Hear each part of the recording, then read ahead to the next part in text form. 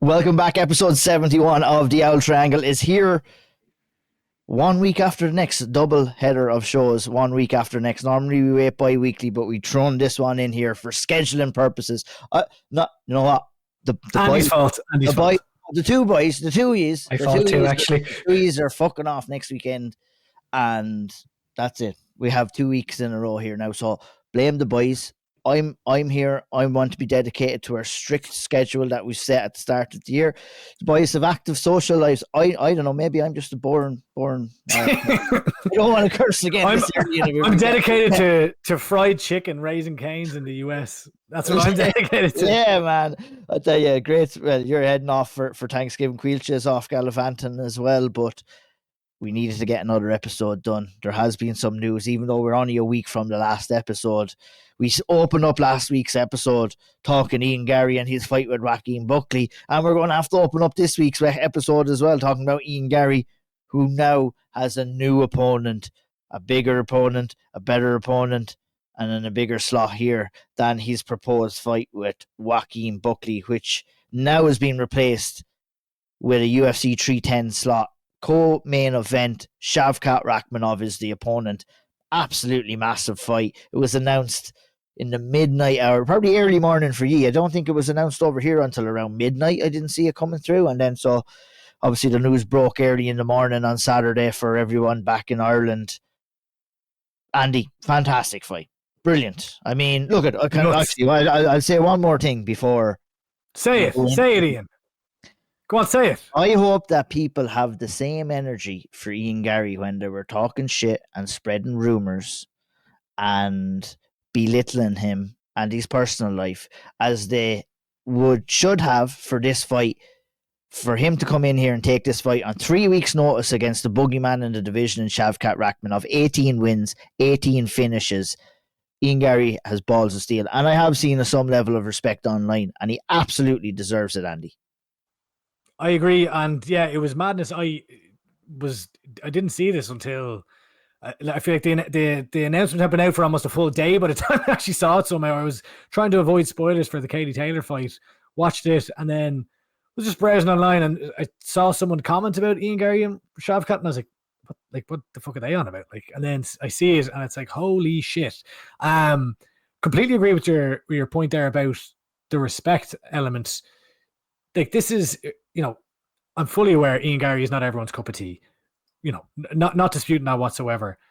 But, like, you can't really deny this. You've got, in a division where everyone seems to want to avoid, or not avoid, but, like, you have the likes of Colby and stuff. I think avoid is the right. I think avoid here is a very appropriate terminology in this, because Shavkat himself came out and said Colby didn't want it, Usman didn't want it, Brady didn't want it, Jack Della Maddalena didn't want it. They all turned down Shavkat Rakhmonov in December, and Ian Garry accepted the fight. So I think avoided is proper terminology in this case. And like, Nick, I'm trying to remember all the various pieces of news, but was the narrative around the Colby fight not happening for Ian relating to the scheduling of it also? And that, December wasn't possible. And now you've got Colby Covington now fighting Joaquin Buckley, but he couldn't fight Ian Garry in December. 7 days earlier, yeah. So basically, you know what I mean? Ian said himself, I think it was, that his original date that he wanted was that December 7th slot. He wanted to fight Colby on that card. Obviously, the original main event was supposed to be Belal Muhammad versus Shavkat Rakhmonov. And Belal Muhammad was forced to pull out. They needed an opponent for Shavkat. So Ian Garry is getting what he wants, not the opponent maybe that he would have wanted, but it's 1 week earlier. He was preparing for Joaquin Buckley on December 14th, but it's crazy how these things work. Colby is like, oh, I'm not going to fight on December 7th, but now you can put me in there with Joaquin Buckley. It's it's a smart move from him, to be honest, but look at what it gives to us is an absolutely fantastic fight. 5 rounds, co-main event, winner should get a title shot between Ian Garry and Shavkat Rakhmonov. Yeah, and like you just can't deny him. Like, this is pure sport. Like, I feel like we're going to start saying this a lot lately. We talked about how exciting it is right now in Irish MMA, and this is just showing it yet again, where we have the likes of Paul Hughes, fighting AJ McKee in this huge card in PFL in Saudi Arabia. And then we're thinking, okay, well, what's next for Ian Garry? What's next for Paul Hughes? And we'll get to that later on. But, you know, I stood here and said that Paul Hughes's win over AJ McKee is the biggest in Irish MMA history outside of Conor McGregor. Well, Ian Garry versus Shavkat Rakhmonov is the biggest fight in Irish MMA history outside of Conor McGregor. We're talking UFC pay-per-view co-main event, undefeated versus undefeated, the boogeyman of the division, the guy who nobody wants to fight, the fight that will elevate you to fighting next, most likely, you would assume, for the title against Bilal Muhammad. And like, this is absolutely humongous. And people can say whatever they want about Ian Garry. They can call him, you know, egotistical or that they don't like his personality, they don't like how he handles himself, all of these things. But Ian Garry has been true to himself from day one with regards to what he wants in the sport, where he wants to get to, how he's willing to take on all comers, regardless of who they are, that he wants to test himself against the best of the best. He's been saying it for a long time. He told me when I interviewed him that he believes that Leon Edwards and Shavkat Rakhmonov are the two most difficult matchups for him in the division. And he's still going out there and saying, I want that guy. I want to be the one who will take his O. And it's a very, very difficult. He's going in here as a heavy. I think I saw he's like minus 300 underdog coming into this one, which is like, you know, not good odds coming in. He's a heavy underdog. And I just don't think that you can deny him from a sporting perspective. Like, he is doing what he is saying, and he's going in there and trying to take on all comers, trying to take on the toughest test in the division to make himself undeniable. I don't think anyone can not respect that. Like, whatever, if you don't like his personality, fine, but you have to respect him from a sporting perspective here. Yeah, indeed, 100%. Like, Caoilte, anytime, any place, anyone is what Ian Garry has always said. And I think him taking this fight on short notice, stacking the deck against himself, against one of the most dangerous guys in the welterweight division, you know, I'm sure you're just as buzzing as what me and Andy are for this fight to take place. Yeah, he's talked it, he's backed it up. Not many people don't want this fight against Shavkat. He's the boogeyman for a reason. He finishes people. He's the one to derail anyone trying to go for a belt. And now Ian Garry's the one to step in. He said it all along. He wanted to fight the hardest. You got the undefeated record versus the undefeated record. Ian Garry has wanted this fight. And he said it publicly. And when time came, he stepped up. So, say what, you know, as Andy was saying, like, maybe there was times where he's spoken maybe a big game or whatever about certain ahead of fights and maybe not backed them up then. But when it comes to actually stepping into the big moments and taking the hard fights, he's done it, and he's undeniable as a result, as one of you lads have said. So yeah, I'm absolutely buzzing. I think the story is brilliant as well. Do you know, with the two of them having trained together, there's probably people who lots of eyes on the two of them from when they train together. Imagine their sparring sessions. I wouldn't be surprised if we start seeing things get leaked over the next few weeks in the build up to this too. So yeah, absolutely exceptional. And I do think this could have probably saved this card, to be very honest with you. And Caoilte, on that note there, you talked about, you know, being training partners, things getting leaked. Last year, Brendan Allen started coming out into the media saying there's a video going around of Shavkat knocking Ian Garry out in training. We've had Shavkat, you know, in response to their kind of back and forth online saying, you must not remember, you know, paraphrasing, but you must not remember, or you must have forgotten what happened to you in training. So like, there's all these references to this alleged, you know, knockout in training. So that, you know, that builds the story. But also, let's say we don't know if that's true or not, but if that is true, well, then Ian Garry still, after, you know, allegedly getting knocked out in training by the guy, he was like, no, I still want to fight him. I still want to go beat him. So like, again, I don't know. It's all exciting. It's all exciting. Very exciting. Caoilte, when you look at how these two guys match up, obviously two very, very well-rounded individuals going in there. Obviously, you know, with Shavkat, he has that finishing mentality. He's finished all of his fights. Ian Garry obviously has finished quite a few of his fights, has been known more so to go to a decision. 5 rounds, I feel, suits Ian Garry. You know, how can Ian Garry get at a guy like Shavkat Rakhmonov? Are you confident that Ian Garry can go in there? And I'll ask you the same question after this, Andy. Are you confident that Ian Garry can go in there and get a result here? You know, obviously a win would line him right up for a shot at the belt against Bilal Muhammad next year.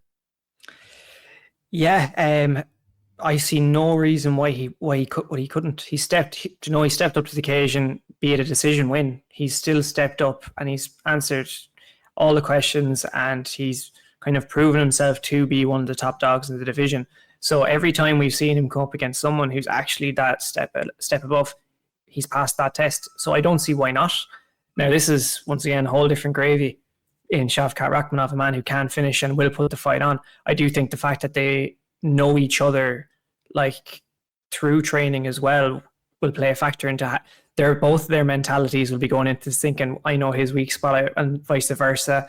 In terms of how it's playing out, this could go a variety of different ways. The fact that it's 5 rounds, as you mentioned, I think that's a factor that we're not yet. I don't think we'll see how impactful that will be until the fight actually plays out, if you get what I mean. So I think if it gets to those later rounds, that's when we see who is the kind of those championship rounds in them, and who can take over and kind of be that 5 round fighter on the biggest stage, really. Like, stylistically, wow. I honestly couldn't call how it could go. You could have the Shavkat take him down and try and just maul him on the ground. He can also strike. It could be a kickboxing masterclass. Honestly, couldn't see how it goes, but I think it could. Shavkat could bring it. I think I said it before. I'm going to say it again. I do genuinely think Shavkat Rakhmonov will bring out the best in Ian Garry that we've probably not seen to date. And Ian Garry, Andy, will bring the best out of Shavkat Rakhmonov too. Yeah, I mean, like, it's like, don't get me wrong, this is like the most dangerous fighter Ian Machado Garry has ever faced. Shavkat is rightfully up there as probably one of the most dangerous fighters in the UFC right now. Full stop, in any division. Yeah. Yeah, because he can do it all, right? Like, he can knock you out, he can submit you. And I think, without getting to the weeds of this, but like, if someone was to ask me, how do you see, like, where are Ian Garry's strengths in this? I think Ian needs to be perfect. He needs to be he can't be anything less than perfect against Shavkat Rakhmonov when he steps in there. And I think that Ian, one of his greatest strengths is he's a very intelligent fighter in how he approaches game planning and how he approaches the fights with inside the cage, after they've started.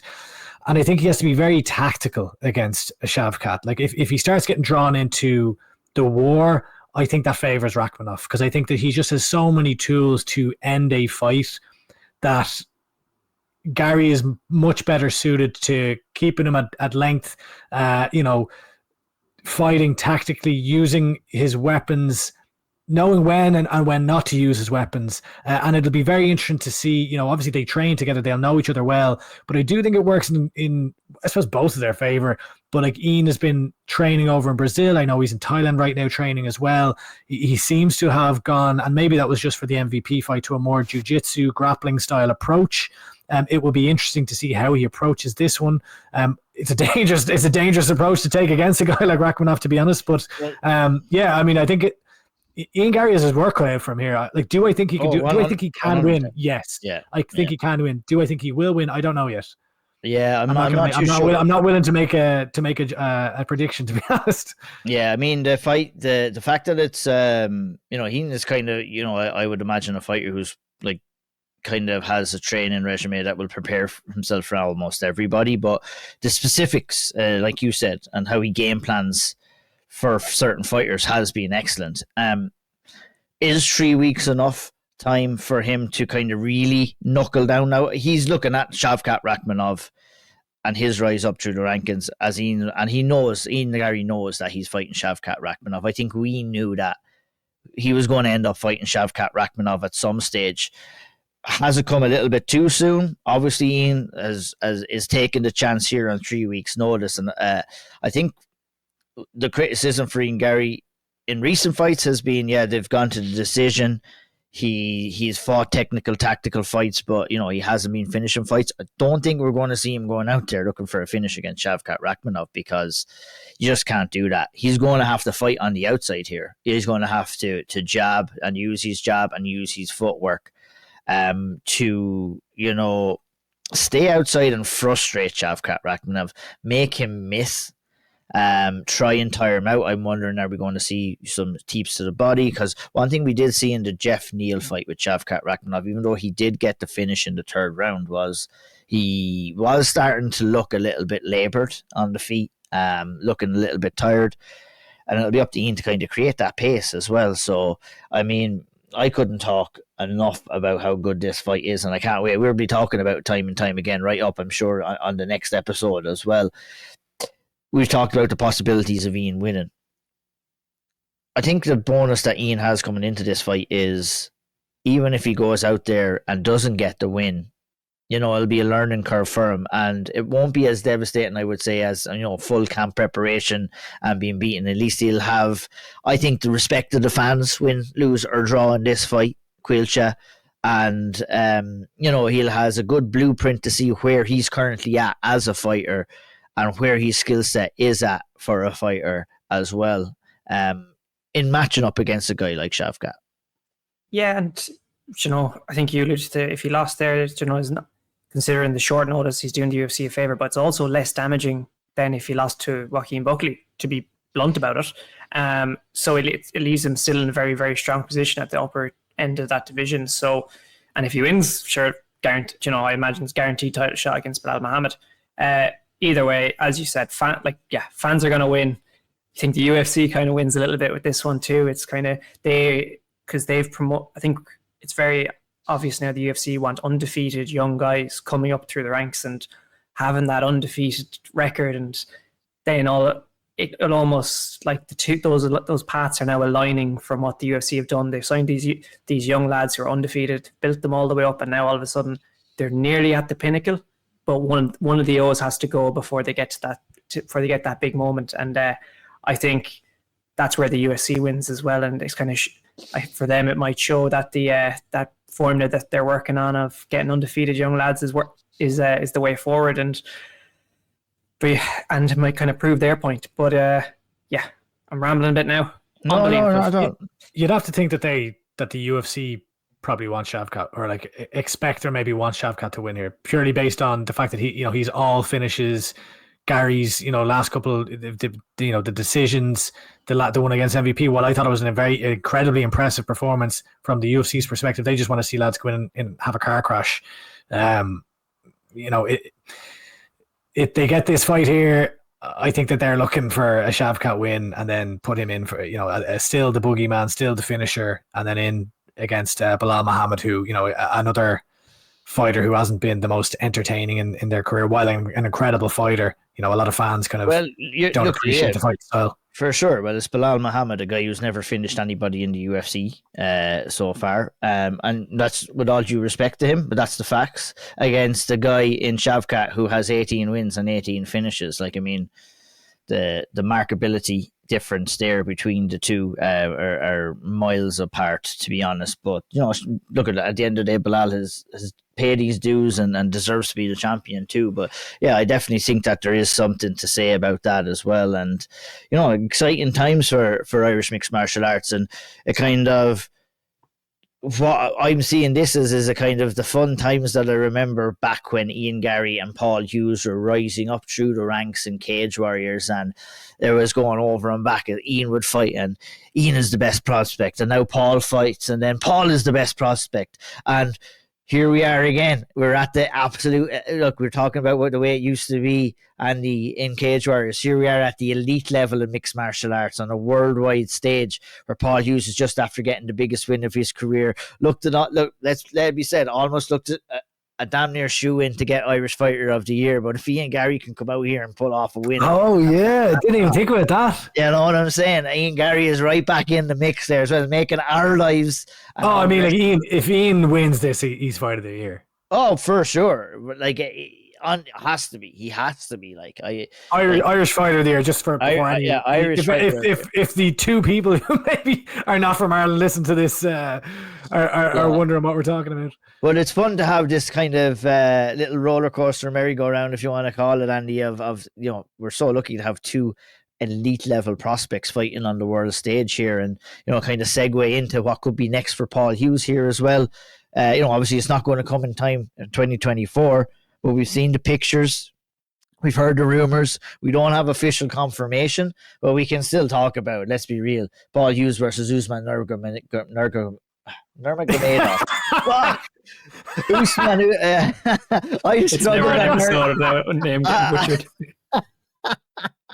I struggled with Nurmagomedov. I'm like the Swedish chef in the Muppets. But Paul Hughes versus Usman Nurmagomedov, and I've struggled saying you nailed that. To be fair, you nailed that one though. You nailed that. That is likely going to be happening in 2025. What's your thoughts on that? Yeah, I mean, first thoughts are PFL/Bellator. Bellator. See, there we go. Now I can't. There you go. Stages. This is why we don't do weekly shows, guys. Yeah, they are pretty terrible at keeping fight news under wraps. Would be my first thoughts on this.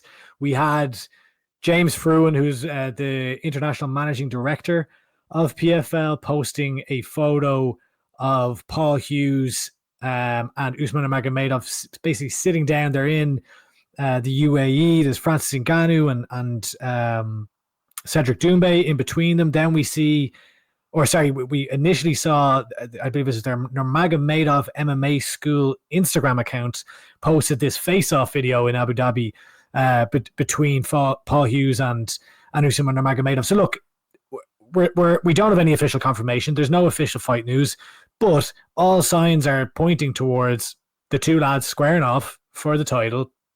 I would assume, again, an assumption in Abu Dhabi, that was the kind of the talk or the speculation. You know, we heard Paul's camp, Pat McAllister calling for that in the lead up to it as well. He was calling for it in January. We don't have any confirmation on any date yet, but it seems that this is a fight that will more than likely happen in 2025, and I assume that would be the first quarter of 2025. So let's wait and see until it's announced. But my God, a huge fight. When I kind of put it out there that Ian Garry and Shavkat Rakhmonov is the biggest fight outside of McGregor and Irish MMA history, I had a lot of people, I imagine Hughes supporters and just fans in general, saying, "Oh no, well, Hughes versus Usman is the biggest one." So to your point, Ian, about we've got that rivalry. I mean, you've got the rivalry here, but oh no, he's got the bigger fight. I personally would think that the Garry Shavkat Rakhmonov is bigger just because it's a UFC pay-per-view. I realize it's not for a title. Hughes versus Usman, you would assume, is for a title. But yeah, I don't know. Anyway, that's a whole fun argument, I guess you can have. It's just a bit of crack anyway. But like, to your point, another huge fight that we are looking like it's not official, but it's looking like it's coming. So wow, I'm excited. It's a fun time for Irish MMA, and yeah. It's the right fight to make, though, Caoilte, for Paul after a big win over AJ McKee. Obviously, there was no other kind of fight that really stuck in my mind that would have been bigger or helped Paul progress in his career other than setting up this title fight with Usman. And, obviously you can speak to that first. And, where does a win leave Paul Hughes if he was to go out there and get it done over Usman Nurmagomedov? I mean, I never thought 3 fights into Paul Hughes' PFL/Bellator career that, I know there was a chance, but I didn't think things would be progressing this quickly. But it's very, very exciting, everything, isn't it? Yeah, same as you. It's like fast track to the title. I think when he signed, I could probably speak for most of us, where I was expecting him, as was I believe was announced that he was getting ready to go into the tournament.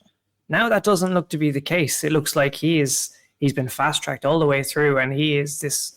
What he's been telling us, he's been telling everyone he's a superstar, and he is the superstar of PFL now. He's going in 2 fights into his PFL career, Bellator career, and competing against, I guess, what you could nearly call as the boogeyman of the lightweight division there. He's 5th, undefeated, loves to finish. He's tough as they come, and you've got the story to go with it. The Ireland versus Russia, Nurmagomedov versus, in this case, Hughes. Previously we had it McGregor. There's history. Like, there's just so much you can build around this fight. And it's brilliant. It's like, marketing wise, they've done genius to make this one fat, like style wise, everything. There's so much to this that they've done really well in making it, keeping it a secret. Well, maybe it's not official, just like not official, but from all directions lead to all kind of evidence leads to the conclusion that it is, but they're just It's officially unofficial right now. They're terrible keeping under wraps. Like, it's actually a bit sad how like they just can't keep things a secret. Like, how many times has this happened? Like, you know, but no, unbelievable. Fair play to Paul for managing to get to this stage so quickly, and PFL for, I guess, you know, fast tracking him too. I love it. Absolutely love it. Brilliant stuff. Yeah, I mean, we could talk about that for a long time, lads. We got to move on here, and we'll have plenty of opportunity in the last couple of or the next couple of episodes, as well as we round out the year, to discuss, you know, obviously Ian and Paul and what's progressing. I'd like to circle back and we have Amy Scully on the podcast today, obviously after her successful IMAF run, becoming a 2-time world champion. So we thought it was the perfect time to go in and speak to her about, obviously, her performance at the IMAFs, you know, how she got into mixed martial arts. So we're going to send it over to Andy Stevenson, who's going to kick us off for that interview, and we'll come back and talk a little bit of Cage Warriors. And now we are delighted to be joined for the first time on the L Triangle by not the one-time champion, but the 2-time champion, the IMAF champ, SPG Ireland's Amy Scully. Amy, thank you very much for joining the show today. How are you? Doing amazing. Thank you so much for having me on. Yeah, congratulations on all your successes recently. Over in just back from Uzbekistan not too long ago, I believe, from the IMAF Worlds. That must have been an amazing experience. Oh, it was unreal. It was absolutely class. Like, the whole thing from start to finish was amazing. Like, even just the production level of it over there compared to last year was like, it was next level. It was amazing. Yeah, 100%. And we want to chat all about that, about your fights and all that. But we figured we kind of want to get to know you a little bit first. And obviously, first time on the show. So where are you from? How old are you? And what give us a bit of background into Amy Scully. What was life like growing up for you? Yeah, well, I'm from Dublin. I grew up in near Dundrum. I started jiu-jitsu at around 10 years old because I was too shit at football and hockey. So my mom didn't want me to get fat, so she threw me into something just to stay fit. So I started jiu-jitsu, and I wasn't too bad at that. So I kept going at it, started competing. Then 4 years ago, I started MMA up in SBG, and the rest is history. 19 years of age now, so 9 years of jiu-jitsu and then 4 years of MMA. I know that feeling all too well of being being shit at sports growing up. I can tell you, I don't have the luxury of saying I became an MMA world champion off the back of it. So you grew up in Dundrum. I know Dundrum well. I'm from Farnham myself. So where I guess what attracted you to MMA in the first place? How did you get involved in martial? Did you get into any other martial art? You said jiu-jitsu. Was it just jiu-jitsu, or was there other ones as well that you were getting into when you were younger? It was just jiu-jitsu when I was younger. My brother was training up in SVG, and he's a couple of years older than me since he was about 12. So I'd always been watching him kind of do it, but I never really. I wasn't sure, not sure whether to start it or not. And then I started the jiu-jitsu, and I really enjoyed that. And then I was like, he's doing MMA, so I may as well give it a shot too and see how it goes. And it was great crack. Getting punched is fun, so it went from there. Was it kind of, when you first got into jiu-jitsu, did you enjoy it initially? Was there any apprehension going in, or was it like, were you straight like a fish in water straight away? Definitely when I started, like, I was so young when I started. Like, the first couple of years, you're not really doing anything. It's more just kind of something to do after school. But when I was about like 15, I'd say, is when I started taking it seriously, and I started realizing that, like, I'm actually not too bad at it, and I could actually start competing, and I was doing well in competitions. And that's when I realized, like, I can do this, and I'm good at it, so I may as well keep going at it. What was it about it that made you enjoy it, and that, obviously you figured out relatively quickly that you were good at it, but was it just the enjoyment factor? Was it, what kept you in there? I kind of just like the way, especially with jiu-jitsu and stuff, like, it's kind of like a puzzle. Like, your brain's constantly going, like, the whole time, and, like, even when I'm not on the mats, I'm just thinking, like, what could I do here? What could I do there? And how could I fix things or do stuff better? So I kind of like the way, like, it's always there's always something you could do different. There's always a different way to do something. Someone's own way of doing something is different to the way you do it. So I kind of like that aspect where it's just, there's so much to it. Like, I'm doing it 9 years, and I still feel like I only just scratched the surface of jiu-jitsu.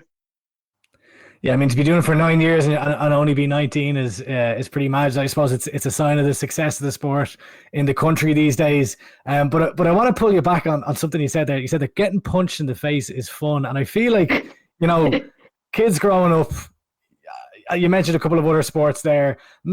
I know it's a lot more popular than it used to be, but still, it's an outlier sport.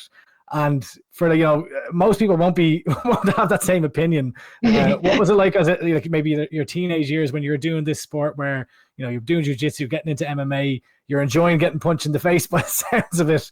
What was that like? And were friends in school, right? Were they kind of like, what the hell are you doing here? Yeah, it was definitely I was definitely the outlier with my sport because like hockey and football are massive in the school. So like basically those were the two sports that everyone did, and like everyone was on the team, and I was just off doing my own thing. And obviously I'm tiny, so a lot of people don't take me seriously, especially until I started winning stuff. Like they all just thought I was just like some mad one, just going, getting beat up every day in the gym and stuff like that. But no, it was cool, like being in school and being able to kind of be a fighter, be a bit different to everyone else and kind of do my own thing and not have to do what everyone else is doing and just kind of enjoy what I like to do. Were you having to like explain to them, what this sport is? And yeah, as you mentioned, especially the jiu-jitsu aspect, like, people just don't understand, like people don't understand, like MMA, you can kind of look at it on a glance and just be like, oh, you're punching each other and it's cage fighting or whatever. But like, I had to explain to a lot of people that it's way more than just going in and scrapping. Like there's so much to it. I mean, I'm sure given the success that you've had, especially as of late, I'm sure a lot of them kind of get it now and understand where you're coming from. It seems, Amy, that you are kind of like beloved. We've been following you on social media the last while. Obviously, it's the first time speaking to you, but you're kind of this beloved figure in Irish MMA. We see, people from various different gyms, obviously your own gym, but always see Sean O'Bannon shouting you out. You see a lot of other fighters shouting you out, and you kind of you give off this really wholesome personality. It would be the kind of the way that we could describe you. What is that? Why are people kind of drawn to you? Why are people so quick to get behind you? Why do you think that is? I think it's just because I'm myself. Like that's one thing like I'll always stick to. Like, people comment about the mad hair and all that and like the fact that I have a sleeve, but like that's just me expressing myself and being myself. Like I never, like from a lot of my school life, I didn't I hid kind of just my personality and who I was. And when I started doing MMA, especially when I started MMA, like I started really just saying I can be myself and do whatever the fuck I want. And, that's kind of the best way to be yourself. So I think maybe it's just because I'm authentic. Like everything I say is from the heart and, there's nothing fake about me. But you mentioned there about, maybe being able to show your true self now. Do you feel like it was that a confidence thing with that MMA is kind of giving, or, martial arts has given you that confidence level to kind of allow yourself to be yourself? 100%. I think that's it. Like, especially when, like I can do crazy shit with my body, like, sprints, fighting in the cage, like that's all stuff that's like most of the world can't do. And like when I kind of realized that to myself that like, the stuff I've accomplished is really something special and it's only the start. Like, I think it just gave me a confidence that like I can be myself and I don't care what anyone else thinks. Like you can comment horrible things, you can say whatever you want about me, but I'm just going to keep being myself and, people support me. I love to hear that. I think the authenticity is one of the best traits that a fighter can have. And you mentioned, I wasn't going to mention it, but you mentioned your hair yourself. I love the hair. I think I was definitely going to mention it because it's very good. How often do you change the hair? And like, how do you, when you're deciding on the style, or obviously, it's green right now, you got the black through it. Yeah. How do you decide on that? It's kind of just whatever I'm feeling. Like I went for the black and the stripes because that's what I had at the Worlds last year. So I thought I'd bring it back just because I enjoy it. But yeah, I've changed my hair. It's been like, I think every different color.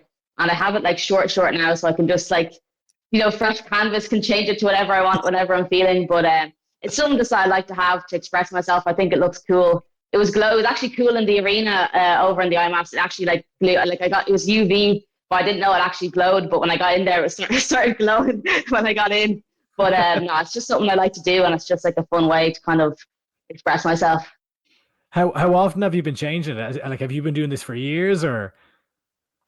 Probably since I was about 14, I started dyeing my hair. And then over COVID, I cut, like I used to have proper long hair. And then over COVID, I was like, I'm sick of having long hair, especially for jiu-jitsu and stuff like that. It's just like, it's a nightmare having to watch it like 3 times a day when you're training. So I cut it short, and then it got shorter and more colorful as I cut it shorter again as well.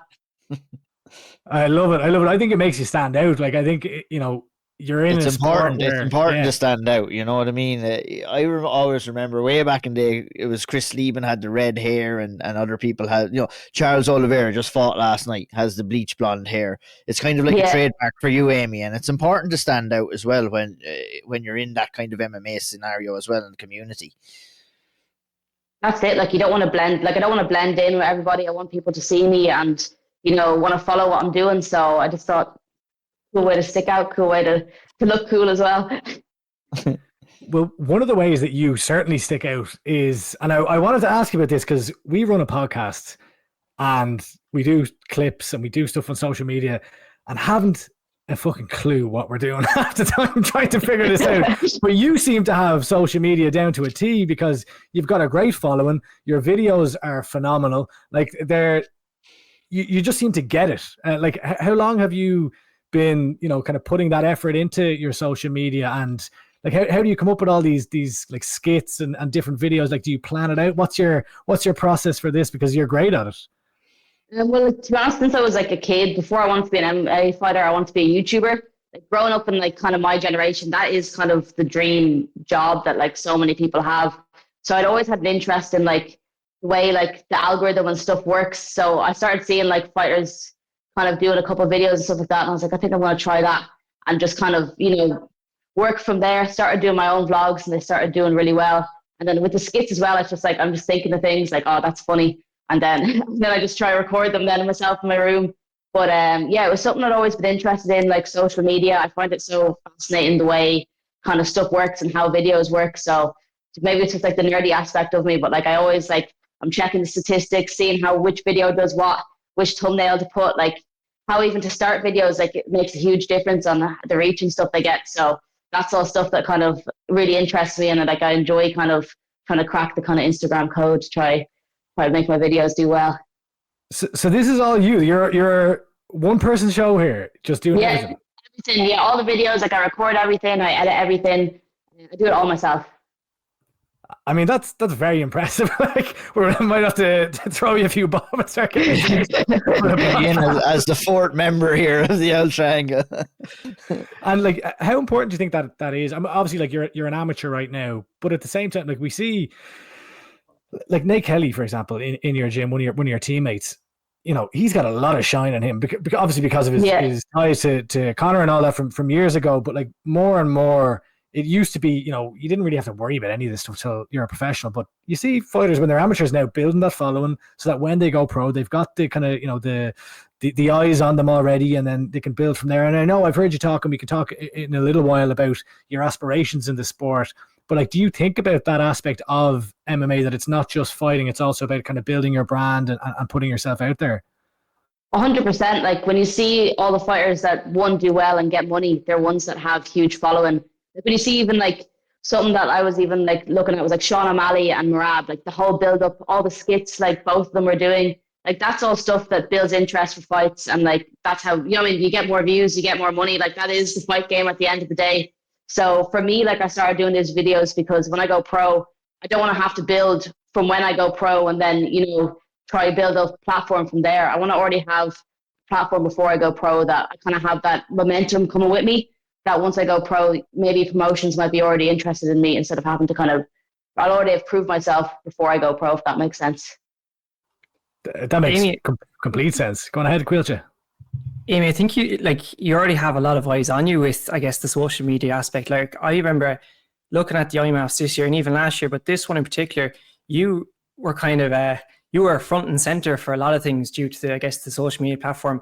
You're everywhere. I've seen afterwards from you in articles written with Jordan, and then you and he even mentioned it. You had this mantra of 1% better every single day, and it seems as though, I guess, as we've seen you progress, I remember seeing in the youth championships back in I think it was Abu Dhabi, and that 1% better every day, and the progression from that, I guess it's like proof is in the pudding. You're showing us what you're doing to get better every day, and then it's happening inside the cage. Do you see that? And did you see that in Uzbekistan in particular?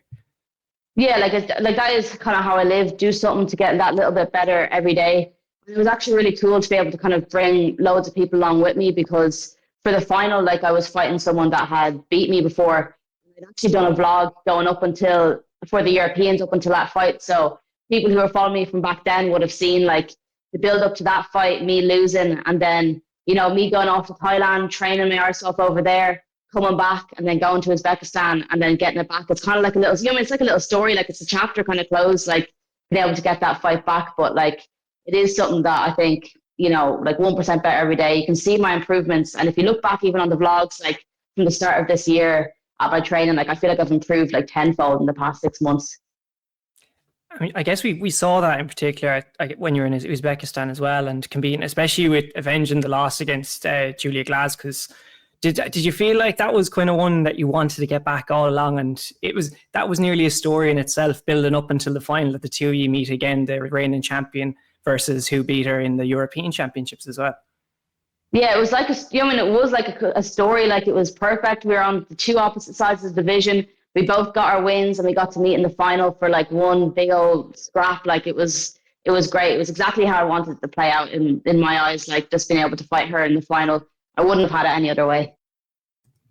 Talk to you about Uzbekistan itself. You got the moment, you got the belt as well. The first time IMAF have given out belts, but the overall experience that I've seen a few of the tournaments, what it's like with what the team's experience are like, how I guess you see the highs and the lows of them as well. But like for you going all the way over, like Uzbekistan's a very, very long way away, and you're seeing the world at a very young age, and you're competing in these foreign countries. What was, I guess, even the cultural shock, everything like when you were over there, the entire experience? Yeah, like, I'm so grateful that, you know, like MMA and fighting kind of does bring me to like the maddest places. Like, I never would have gone to Uzbekistan if I wasn't fighting over there. But I was actually so surprised with, one, just how lovely it was there. Like, everything, it was amazing. Like, everything looked awesome. It was weird though. Everything was like brand new. Like, the apartment we were staying in, we were on the 4th floor, and all the floors below us weren't finished. It was kind of weird, but everything was brand new. But the people there were absolutely lovely. Like, even posting my vlogs, I got so many messages from people from Uzbekistan saying like, welcome to the country, hope you enjoy your time here and stuff like that. So like, I felt really welcome the entire time I was there. And the way the show was run was phenomenal. Like, compared to last year, it was like on a completely different level. The arena was probably the biggest arena I've been in personally. Like, it was absolutely massive, had like 2 big floors and stuff like that. So it was incredible. When you're walking out in that especially the finals, because you've done it two times now, how is it daunting when you're quite young? It's a massive arena. There's quite a lot of people in the stadium as well. As like, how do you control those nerves in particular when you're walking out to, I guess, not something the average amateur fighter wouldn't get to experience until very, very late in their pro career nearly? Well, usually what I was just saying in my head the whole time I was walking out was just that I was born for this. Like, you know, like I was born for this. This is the moment like I've been dreaming of since, you know, I mean, last year I was dreaming of doing it again and winning again. So like, that's just what I say to myself. I just closed my eyes and took it in for a second. I was just like, I'm born for this, and then walk down. And once you're in the cage, like, at least for me, everything else, like, it doesn't matter if there's a million people screaming the outside, you know what I mean? Like, it doesn't matter. Like, it's just, it completely, everything else blacks out, and I'm just like, you know, focused on the fight. Amy, the loss against Julia, if I could go back to that, obviously very early in your career, we talked to fighters before, and, you know, fighters will deal with losses in different ways, and it can be a dark time for some fighters. How do you process loss? I would assume early in your career, you know, you look at the majority of it as a learning curve where you need to improve, and obviously you made those improvements with the chance of getting it back, and you did get it back. So just curious to what your mentality is around loss. Do you think the losses will get tougher as your career goes along, or you know, I'm just interested to hear what your mentality is around that. Well, like, losing is kind of a part of fighting. I mean, it's not like a team sport where if you lose, you can blame someone or something like that. Like, you can say, oh, it was Jessica's fault. You know what I mean? In football, she couldn't block the goal or something. Whereas in fighting, like, if you lose, like, it was 100% my fault that I lost. There's no other excuse. Like, that was my fault. I messed up, did the wrong escape for the armbar and got armbarred, and that's that. So for me, it's just to learn. I think obviously as the stakes get higher in each fight, the losses are going to be a bit harder, but I think it's a part of fighting. Like, at the end of the day, it's 1v1. Like, no matter what, someone's going to lose. Like, so I think even if it's a war, someone has to lose, and that's just the way fighting is. Did you kind of want to manifest the opportunity to come back into this IMAFs with the opportunity knowing that you could go in there with Julia? Did that add extra motivation and on top of maybe a little bit of extra pressure as well, maybe on yourself, that this is what you were probably envisioning before the tournament? Yeah, like I trained, I was training so much to kind of make sure I'd never get into a situation like that again, that I almost kind of knew, like even going over it, that it'd be her I was fighting in the final, like before the brackets and stuff even came out, just like in my head, I just like felt in my gut that it was going to be, that's the final fight, like that's the big fight at the end. So I think maybe it was manifested, I don't know, but I knew that like going into it, I was like, I think it's going to be us in the final. And I think either she messaged me or I messaged her. She messaged me something and I said, right, I'll see you in the final. And then, that was a couple of weeks before he went out. And then we did see each other in the final and had a good scrap. Oh, that's cool. That's very cool. I noticed that you did post as well recently about Richie Smullen, and he's been a believer of you since day one. And that's what you said in your post as well. Talk to us about the importance of how much of an influence that Richie has been on your career and your growth as a fighter. Yeah, I mean, like he basically has been there since the start of at least my MMA career, since I went to SVG. Like from the start, he kind of saw me. Like he knew my dad for years. My dad sponsored him, and I was like, "Can I do a couple of sessions with you?" And he was like, "All right." And he must have seen something in me, because I was looking back at the videos the other day, and I was shite, but he saw something in me. But no, he's like, he believed in me since day one, and he said like, "I can turn you into a fighter." I said, okay. And I just did whatever he said, no matter how tough the training was, like the sprints on the treadmill, any of those, like, rounds where you just want to give up. Like, he put me through everything, but he made me into an animal, I think. And like, he's turned me into a fighter. He did what he said he would, and he turned me into a fighter. Do you think it's been more difficult for you, Amy, than other fighters? Because you're an atom weight, right? You're probably, yeah. I'd say the chances are you're the smallest on the mat at any given time. Has that been like an extra layer to your training and, kind of an extra hurdle to overcome throughout this journey? I think it just like, when it goes to show, then when I'm actually fighting in these competitions, when I'm against people the same size, it kind of surprises me sometimes, not how strong I am, but like, I'm always going against people, I'd say minimum like maybe 6 or 7 kilos heavier than me. Like even for at weight, I'm small. Like I'd be walking around about 49 kilos. So like, I'm literally more or less on weight all the time. Like I'm trying to get bigger now, but I am just tiny, tiny, unfortunately. That's the one thing. I wasn't genetically gifted. But but on the mats, like I'm always the smallest. But I think that just means like I have to work harder on my technique. And then when I'm against someone my own size, I can use all that kind of to my advantage. And I mean, there's a ferocity to you as well. I mean, I don't doubt for a second that you are 100% authentic. You seem very lovely, very wholesome. But when that cage door closed down, and we saw it at the IMAFs, and with even in the videos that you're putting out, the ground and pound, you seem to have a particular taste for some heavy ground and pound when you're in there. Does that kind of get you excited to unleash the shots when you're on top of someone?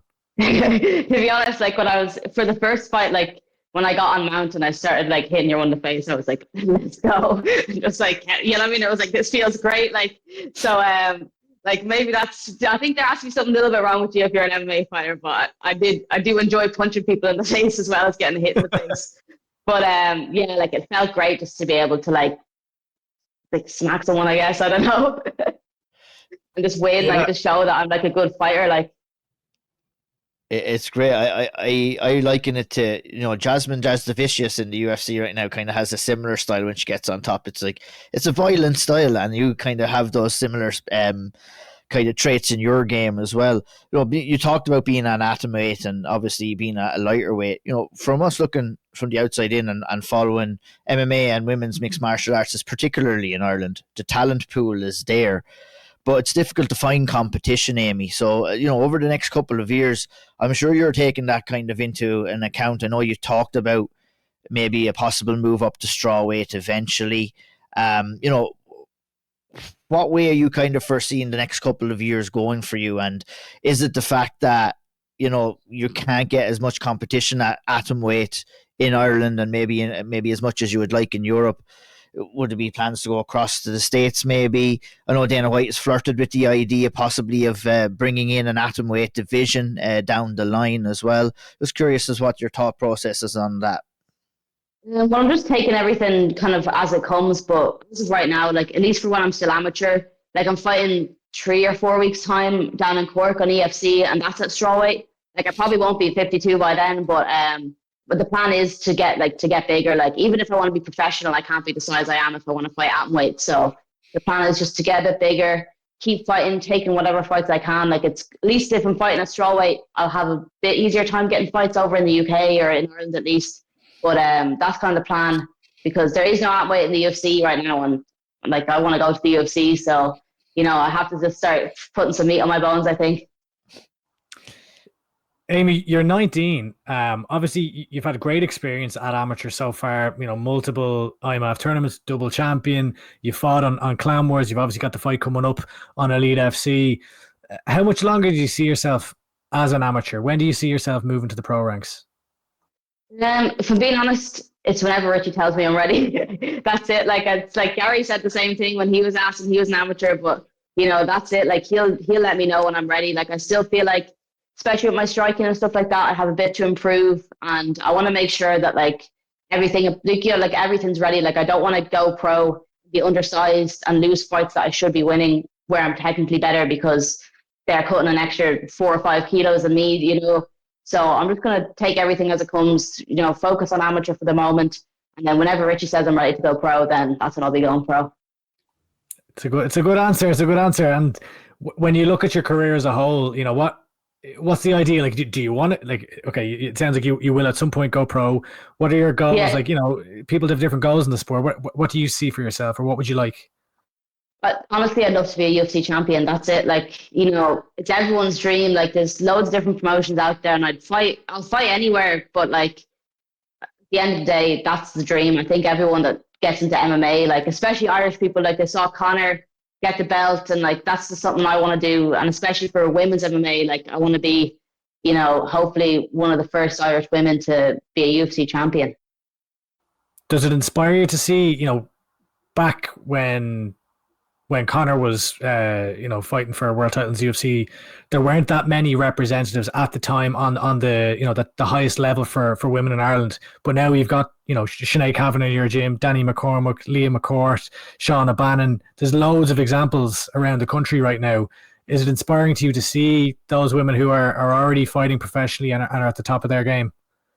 100%. Like I remember even when Shauna got into the UFC, and I was like, it's been years since we've had like an Irish, UFC fighter, especially like women's UFC fighter.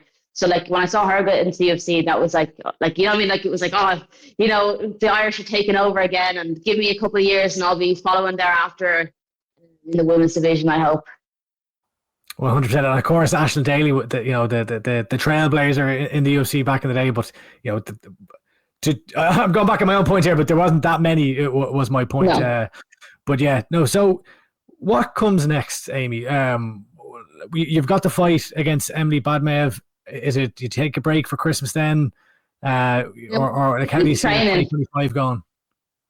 I'll definitely keep training over Christmas. Like training never stops. Like I don't really have like an off time. Like I love training, so honestly, the days that I have to kind of take time off is almost harder than the days that I'm training hard. So I'll keep training over Christmas, and then maybe try to get a fight like February or March or something like that. And then I might try go over to Thailand to train for a bit then, because I really enjoyed my time last time with the One Championship girls. So I might go back over there and train for a bit, and then hopefully get a couple more fights then. Maybe do another IMAF. I'm not sure yet. But I'm just going to see where 2025 takes me. Before we let you go, I have to ask. We've been watching these vlogs. We've been watching your social media. What is the obsession with 7-Up? It's just so good. I literally have one here. Brilliant. Have you always loved 7-Up? I mean, you are obsessed with 7-Up. I mean, I just know, like, it's just like, I don't know, it's the best fizzy drink. Like Coke and all that never did it for me. Fanta, not a fan, but 7-Up, like, I literally, when I came home the Monday, my mom got me a big 24 pack on the Tuesday, and I finished them already. This is a new one that I got in the shops earlier on today. So I don't know. I think I'm addicted. There's something in 7-Up that like is addicting to me. And even, well, I don't think the green hair is because of the 7-Up, but like I look like a 7-Up bottle. No, you need to say it is, and then you reach out to them and be like, right, you're going to sponsor me now. I reached out to them when they said they're not looking for anyone yet. So once I have like 1 million followers or something like that, they're going to be coming back to me and regret the decision to say no to sponsoring me. I think that'll change at some point in the future. All right, Amy. Look, we really, really appreciate the time. It's been an absolute pleasure to chat to you and get to know you a bit better. Good luck on the 14th of December against Emily Thanks so much. I'm hoping that hasn't changed because the amateur matchups change a lot in Ireland. But Elite Fighting Championships 3 down in Cork City, December 14th. And congratulations on all your successes and becoming a 2-time IMAF World Champion. We're looking forward to seeing what's next for you and watching you again in 2025. So appreciate the time and thanks for joining the show today. Thank you so much for having me. It's been a pleasure. Thank you so much. All right, lads, we had a good night of action over at Cage Warriors 180 and Irish interest on that card as well. Obviously, in the main event, James Webb became a 2-time, 2-division Cage Warriors World Champion for Team KF, and congratulations to him and the team for that. Was a fantastic performance. We will circle back around to that. I'd like to kick off the conversation with Paddy McCorry, who went in there and produced a phenomenal performance against Ty Palmer. Flawless. I labeled it flawless. I had to look it back and it's like, was it flawless? Yes, it was flawless. Calf kicks, great body work, looping overhand right, got Ty Palmer out there in the first round. He was back on the old joint celebration as well after the fact. He rolled that one back around again. But Caoilte smoked him. Absolutely smoked him. Caoilte, a fantastic performance from Paddy McCorry. The exact type of performance that you want coming off the back of a successful stint in the Ultimate Fighter. Obviously, dropped one fight there and didn't progress to the finals, but I think, we talked to Paddy. We said, I feel he gave a fantastic showing on that show and an even better showing in this fight against Ty Palmer. Unbelievable stuff. Yeah, he's, as you said, flawless. Like the range, he seemed to have Ty Palmer like confused, a bit lost so early between the feints, switching his stance, the shot selection, the movement. He was fantastic in that such a short amount of time. There's so much you could take from that fight and the kind of how he looked in there and the levels that he's after going up as well since the Ultimate Fighter. Like that was an incredible performance. The hook was lovely finish. Look, the opponent, I guess we did want to see what he looked like after the Ultimate Fighter, and the opponents we would have nearly expected him to win after beating the likes of Mark Hullman in the Ultimate Fighter. Now we do see where he's at, and I imagine, that does leave him in very, very good stead in Cage Warriors and kind of the upper tier of the division now as well for whatever could be next, because big time. Yeah, my thoughts on that, which we'll definitely talk about in a minute, but Andy, I'll just give you a minute to talk about the performance itself and the level that Paddy McCorry showed inside the cage on Friday night. Yeah, I mean, what he showed was that he was absolutely levels above Ty Palmer. Like he went out, I agree, like it was picture perfect performance, flawless. He's showing again that he can finish fights in different ways. We've seen the flying knees, we've seen the guillotine choke, the always jump the guillotine choke for Paddy McCorry, both in Cage Warriors and on the Ultimate Fighter, and now we're seeing him absolutely just starch a lad. And I thought the ref did a great job. Was it Damo Beheady, I think it was, did a great job of saving Ty Palmer from further damage. Ty Palmer almost just fell into him. Straight into him. It was like obviously perfect positioning for the ref there as well, and an excellent stoppage there for sure. 100%. And yeah, like I would agree that, like, look, I don't think Ty Palmer's the best competition that Paddy has faced. I think it's a step down in competition as far as what he faced in the Ultimate Fighter. But like when we spoke with Paddy there, however long ago it was, after he came out of the Ultimate Fighter house, he was telling us, we were kind of saying like he should be just in the UFC and he should have got his crack and all this stuff. And he's saying, well, hang on, actually, I'm not really in a huge rush here. I'm happy to kind of take a few more fights and make sure that I'm ready when I'm going in there, because there's going to be a lot more tougher fights. So I think that, like for me, Paddy McCorry just needs to fight maybe 4 more times in the next year and then start to look at the UFC. And I wouldn't even be in, like, and we can maybe talk about this. I don't think his next fight even needs to be for the title. I'd like to see him against. Why not? Well, yeah, why not? I mean, I guess it depends. Like, Why can't he go in and fight for the title? And if he wins the title, you can defend it a couple of times against fair. Like, I think I shouted for it after the fight. It's like, I think we have an opportunity here where we can put Paddy into a title shot. Look, obviously at 5-1, it is still early days, but I think the levels that he's been shown as a 5-1, I think he's a much more advanced fighter than his record shows.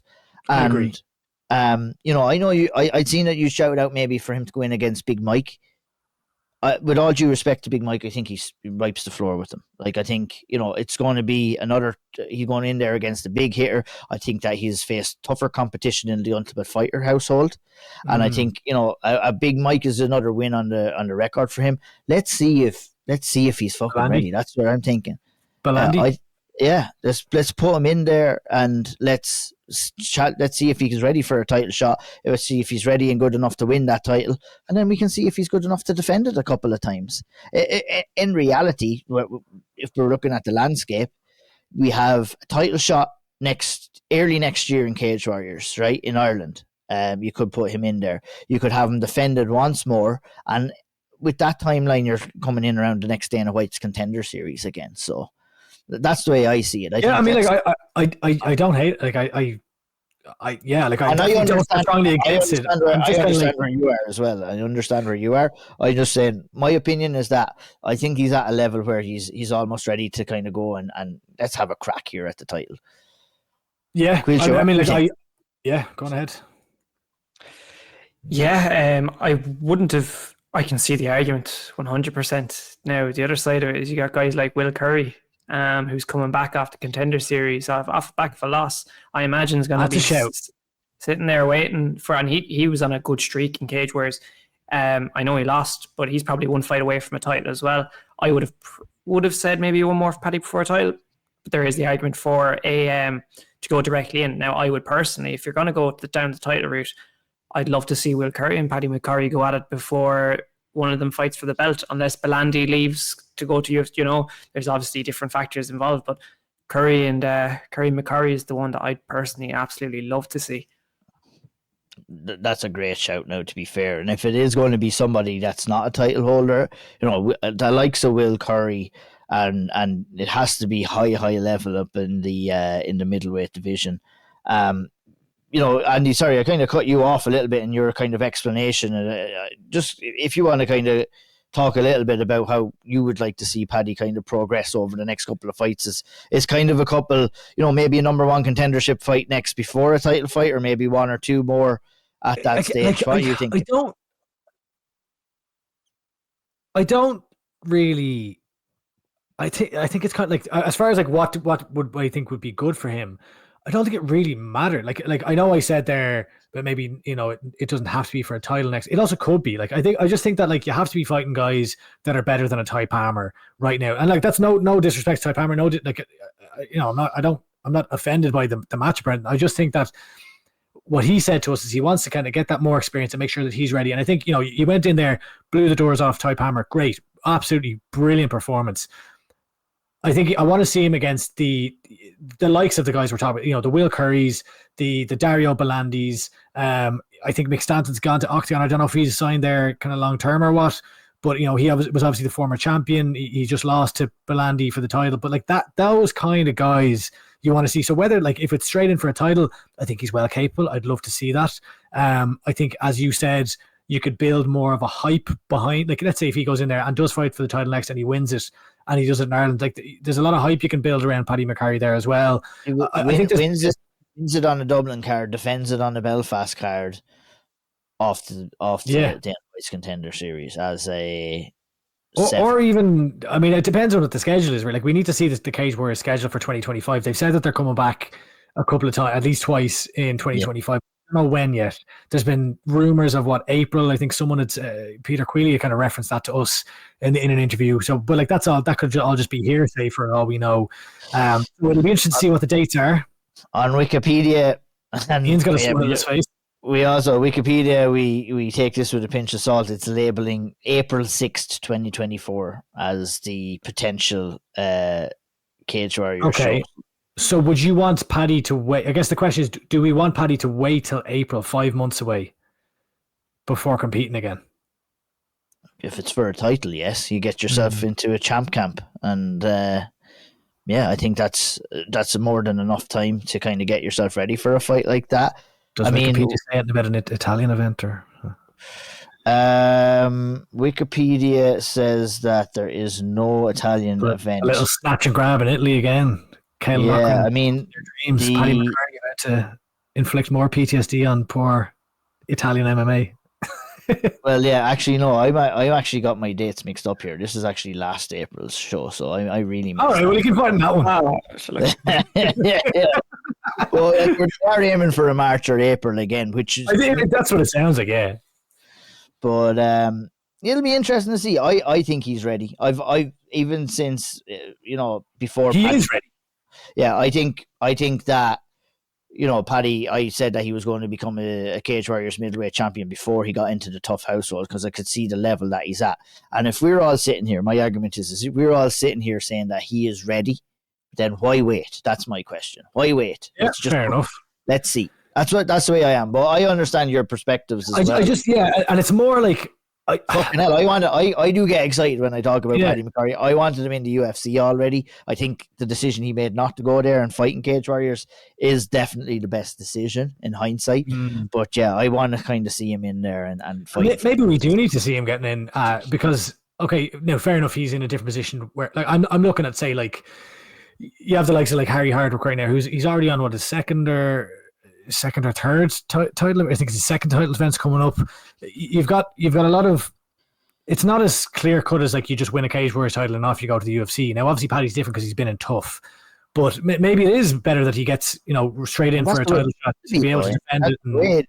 The way it used to be in Cage Warriors for me was like you get to the title shot, you defend the title a couple of times, and then you go as the defending reigning Cage Warriors champion. We're at a stage right now where we've spoken to fighters ourselves, guys, who don't if they were given the opportunity to get to Contender Series before fighting for a title, they would take it, and they can't be blamed for that either. So I mean, yeah, it's an interesting conversation. I'm looking at if you're going to bring a show to Dublin, you've got Paddy right there in the mix. Obviously, I think the leading candidate to defend the title in Dublin would be James Sheehan. Obviously, when he gets back healthy and have that fight take place again. But you want to stack these cards. Imagine you have a Paddy and James title fight. You have Conor McCarthy, you have Max Lally, you have Solomon Simon, you have Emer McCarthy, you have Decky McAleen, and it's a solid card there. So it's an interesting topic of conversation. We could chat about it a little bit more. I'll head over, Caoilte. I'll put James Webb performance to you. It was a wonderful grinding, typical James Webb performance here. Lots of overs and over and backs, an absolute war. Lots of momentum flipped in the fight. He was looking under pressure at the end of the second round, but kind of rallied and got the finish in round 3 over Andy Clamp. And it was brilliant to see. And it's been some turnaround for James Webb overall, hasn't it? It has, yeah. It was a fucking war, as I think Chris Fields was saying in the cage after the fight. I think it was him anyway. I just heard his voice stands out, but he gave him the double leg as well after he won the belt. But wow, yeah, what a fight! And he enters the Cage Warriors history books now, becoming a two-way champion. I think the tale of the fight really has been Clamp wanted to get the fight to the ground, and James Webb wanted to. I don't want to say fight, but he was more focused on actually doing damage and winning rounds and winning the fight, as opposed to solely focusing on getting a takedown and maybe getting a submission, which is what it seemed to be with Clamp. And the game plan for James Webb was looking solid, until maybe the end of round 2 looked a bit nervy when Clamp got the back of him. It's about 30 seconds left. Wasn't really enough time to do anything significant, but then comes out not swinging, but putting it on Webb. Like, Clamp came out in the third round. He was landing some shots, couldn't get the level change. James Webb, he slowed that pace down just a little bit because Clamp was coming back into the fight and gained a bit of momentum. Before Clamp finally got it down, managed to take the back, didn't have the body triangle in tight enough and slipped off. There were scrambles everywhere. Finally, then James Webb manages to get to top position and doing what he was doing from the beginning, and that was doing damage in any position that that was available to him. He used the elbows throughout the fight really well to do damage, and in this case, in the finish, he was in top position, raining down ground and pound, and left the referee no choice but to step in and for him to be crowned the winner. It was absolutely brilliant fight. I loved it, and a great story for James Webb and Team KF and everyone involved in that as well, winning that belt. You could see how emotional, Andy, he was after picking up the win, obviously. I'd like to take it back to Cage Warriors 157. It was the fight against Mick Stanton for the middleweight championship. James Webb coming off a tough win over Paddy McCorry, who we just spoke about. Got stopped in that fight in the very first round, got knocked out by Mick Stanton. And at that stage, you could be looking at James Webb as that, look, we're coming at the tail end, we're coming at the end of his career here. You wouldn't have even argued, Andy, if he had have maybe made the decision to walk away there, having already been the middleweight champion there. But James Webb decided, no, this is not my time yet. And he made the educated move to move up to the light heavyweight division, picks up a good win against Adam Bizanski that awarded him this title shot with Andy Clamp. And, that belief he had in himself, it's not an easy thing to do for him to kind of claw his way back up and to become this. So it's a really great feat for James. And you could see how much it meant for Team KF, Chris and Tom and everybody there as well. It was a really lovely moment on Friday night. And, I was very happy to see it for James, who was a real nice fella, really good fighter, the guy who's just kind of been a hard-nosed fighter throughout his career, to get this opportunity to become a two-time and a two-weight world champion. It was really cool to see, Andy. 100%, like it delighted for him, and like you laid it out very well there. Like, if you think about James Webb's career, he was like 8 fights into his career or something like that, when he had already fought for the title, won the title. Then he had those 2 absolute wars with Matthias Frederick. Remember where there was like I always think of the pile driver whenever I think of those fights, and like they're just really, really tough fights. And you go through those wars, you lose the title, but like you're still only 8 fights into your career, like you're still very early. So to then you kind of have to, everyone wants to go and win at that point as well. Like 2019, you win the Cage Warriors title, you maybe defend it, and you're off to the UFC, and you now don't have that at your fingertips, and you have to kind of reinvent yourself. So he puts together a couple of wins, and it wasn't, you mentioned the Mick Stanton win, or the Mick Stanton loss where he got knocked out, going for the title. But it wasn't even just that one. It was like the Bonner loss, the Leon Ali. He took heavy KOs, and he was getting hurt. And then he goes in against Paddy McCarry, who, we know how good Paddy McCarry is, but he's 2-0. And he almost got taken out by Paddy McCarry. He won the fight in the end, but Paddy came close to finishing him. And to then be able to reinvent yourself, to go up a weight class after coming through that adversity, and to finally, to come through, because this was not an easy fight, as Caoilte outlined. It was a war. It was, in any good fight for the fans, there's swings and momentum. The all-time great fights, they're back and forth. You're on the edge of your seat. You think one lad's about to get finished, then the other lad's about to get finished. And that's, I'm not saying this was an all-time great fight, but it was a very entertaining fight. And he was close to being finished in that third round. It was I saw Caposa call it grueling. It was grueling. Yeah, it was. And like James looked really good in the first round, and then did he get dropped, or he got hurt towards the end of that? Then he looks great in the second, and at the end, Clamp comes back, and then Clamp, it kind of looks like he's 2 rounds up, and Clamp flips the entire fight in its head by he was destroying Webb for a period of that third round. And for Webb to be able to survive that, to turn it around, and then get the finish is phenomenal. And 5 years on from winning his first belt at 185 to now be the 205-pound champion, a double champion in Cage Warriors is fantastic. And I don't know what's next for him. I was about to say he's getting old now. He's the same age as me. He's 34, but like I guess he's fighting 205. We were suggesting he's been battle worn. That's what I mean. He's been through in there with some animals. And yeah, it'd be interesting to see what is next for him. It's hard to say, isn't it? It's hard to know. And but like, I mean, he's looking good. Like, I mean, like, okay, albeit I was saying he's kind of getting battered around a bit in that third round. But like, I think he has looked a lot better at 205 pounds than he had, you know, in his post-champion run at 185. And I know he's doing a lot of work with that team that Tom Aspinall and his dad have kind of collected together of big lads in the UK. Obviously, you know, he's still associated with KF, but like the reality is, you know, they don't have the huge fighters. He's probably based in the UK most of the time. So to be getting that training in with high-level guys that are your size and bigger than you even, that's clearly standing to him. But yeah, I don't know what's next for him. I would guess he's probably going to defend the title. There's probably not a huge number of contenders, I guess, in Cage Warriors for 205 pounds, but it'll be interesting to see. But I think, look, an amazing achievement, and I guess we'll find out what comes next. But yeah, just to underline that this doesn't happen too often. So fair play to him. Yeah, 100%. Couldn't have said it better myself.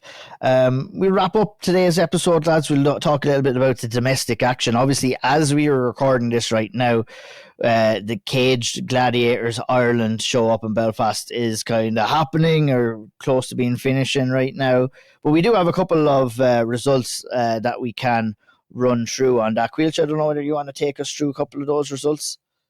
Yeah. So we didn't get a chance to watch just yet. We will talk about it in a little bit more detail once we get the chance to watch it. Obviously, in full on the next episode of the Old Triangle.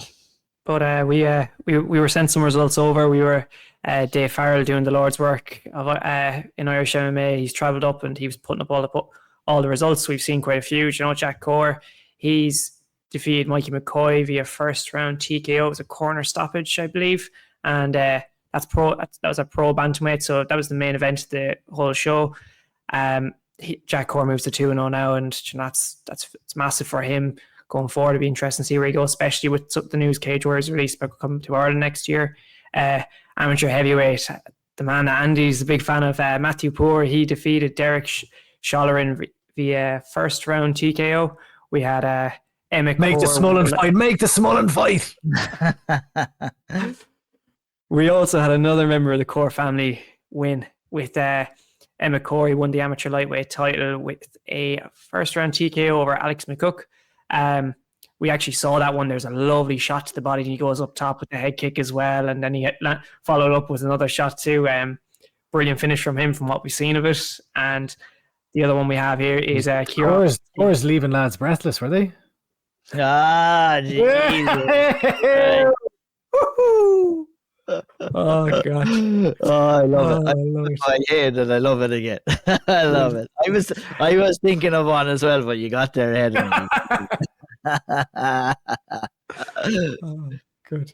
And last one then that we have the results for is Kieran Maskey beating Shay Mackin via first round TKO. A lot of finishes. It won't take long watching this one, lads. So yeah, look, go through more the next one, but some interesting results there, and good to see more pro fights happening around Ireland.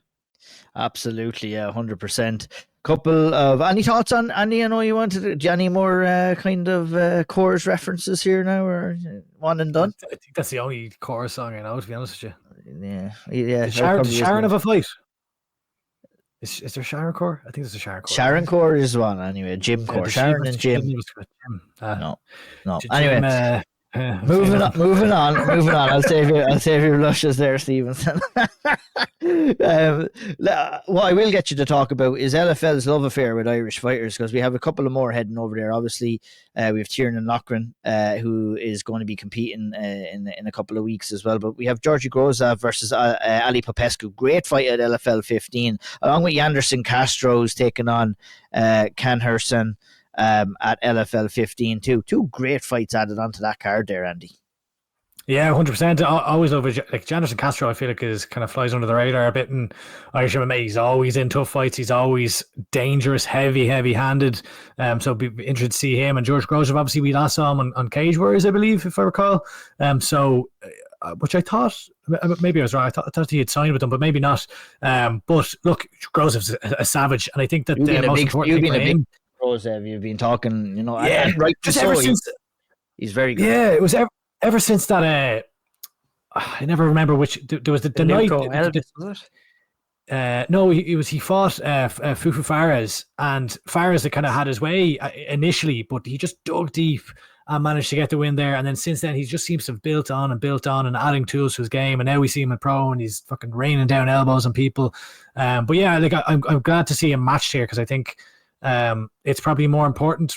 It's less the show is less important than being active, and I think LFL is a great platform, to be honest with you, at these days for young fighters. And obviously there's a lot of Irish going over there now. It's on UFC Fight Pass, so yeah, looking forward to seeing Grosjean. And then I wouldn't mind seeing him, if Cage Warriors are coming back to Ireland, which they are, stick him on one of those shows as well. 100%, yeah.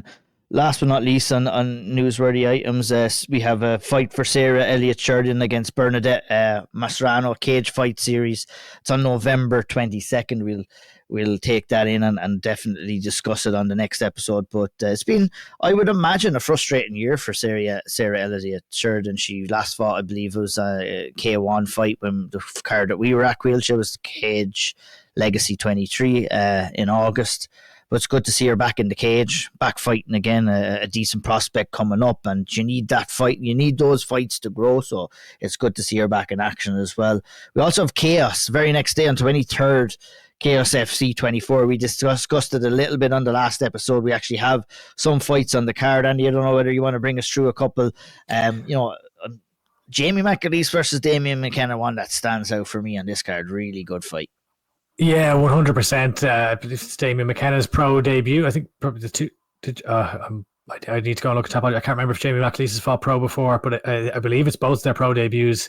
Damien McKenna, like ever since I just remember that KO that he had in the IMAFs a few years back as an amateur, been really, really excited about him, and he's had some wins and losses since then. But very excited to see how he gets on. And, a good solid domestic matchup at featherweight for the pros in Ireland between the pair. And then we've got in the main event. He's just to call over you just a second. Is 0-1 having had a loss against Matthew Friel earlier this year in March. That was an Auld triangle choke that Matthew Friel caught him in. But how could I forget an Auld triangle? I don't know. That was a disgrace. That's a disgrace. Crazy. That's disgraceful. Anyway, looking forward to that one. And then in the main event, we have Jordan Heath, quite the character we may remember from his fight with Brian Manning versus Sean Kelly. So I would probably expect Sean Kelly to win that one, to fight out a Team Evolve or Team Rhino Derry. And yeah, there's some other fights, some amateur fights at the card. Oisin Maloney taking on David Armstrong. Oisin Maloney from MMA Cork, David Armstrong, Team Rhino Oma. Ben O'Leary from Samson taking on Jack McDade. And then I think a lot of them are kind of more novice and teen fights. So probably won't go into those ones. But yeah, look, always great to see another show. Fair play to Chaos, and great to see two pro fights on that card. So that's taking place on the 23rd. So the Saturday, 23rd November, this Saturday in the Millennium Forum. So yeah, that's one to look forward to. We have another fight on here for Norman Park to look ahead, but actually, is it MMA? It's not MMA, I'm afraid. It's I've been told it's boxing in a tiny cage with MMA gloves. So Norman Park, fair play to him, still out. Typical Norman Park fight at this stage. We won't focus it. We'll try just stick to the MMA, but Norman Park's out there every second week, I think, fighting some sort of mad fight, just not MMA anymore. Love it. Well, that wraps us up for episode 71 of the Auld Triangle. We'll be obviously on a hiatus, and we'll be finishing the year strong on a regular schedule to round out 2024. Another year in the books, lads, going into our fourth year in 2025 of the Auld Triangle podcast. We've been, it's been great. It's crazy to think it's been super quick. When did we start? 2022, 2020. I think 2022. It was after. Yeah, it was January 2022. January 2022. I believe. Yeah. Yeah. So look at us now as the we still don't know fucking anything. Yeah, we're still getting names wrong. I'm still reading off shit that doesn't even exist off the document. I didn't even watch any of the fights. I just rob your notes. Yeah, indeed. But we do enjoy doing this each and every week. Thanks to everybody for listening. Hit the like button to subscribe button. Here's a like on YouTube. It helps the algorithm, helps the numbers grow. The 5-star reviews on Spotify and other podcast platforms also helps out as well. I think if we say, like, if you want to get 1% better every day at being an Irish MMA podcaster, You should follow the L triangle. That's you should probably follow Amy Scully on how to grow your platform on social media. We're trying to copy her. We're trying to copy her. We're trying to copy her. Yeah, indeed. But I guess that's all that's left for us to do is for Caoilte to see us out. Gur míl maithreibh agus slán go fóill.